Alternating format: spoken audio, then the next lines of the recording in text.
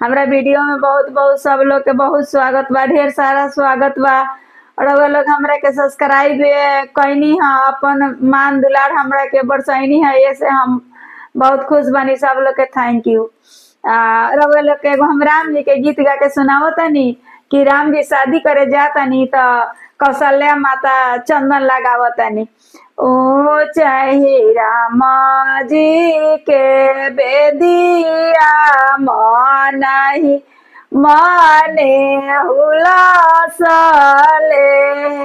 ओ चाहे राम जी के बेदिया मनाही मने हुलासले।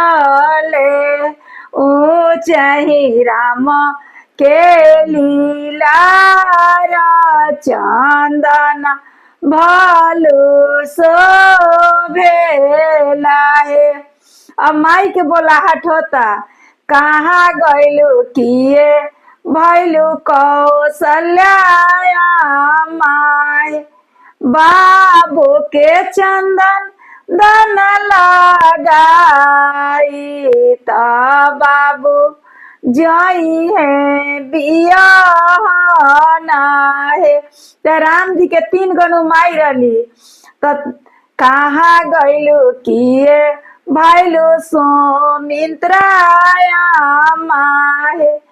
आहे बाबू के काजोड़े दन लगाई त बाबू जई है बियाहना है।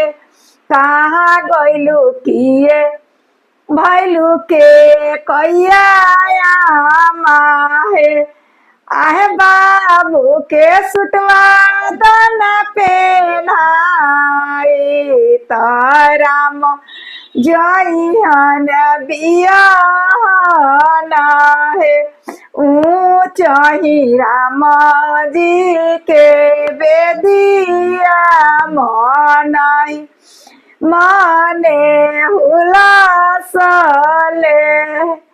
आहे ऊँचही राम के लीलार सिंगार सब शोभेला है।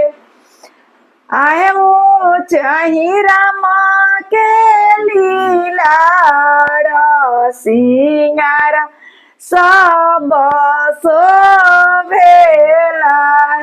पड़ी छे बाहर भैली तीनों मारा।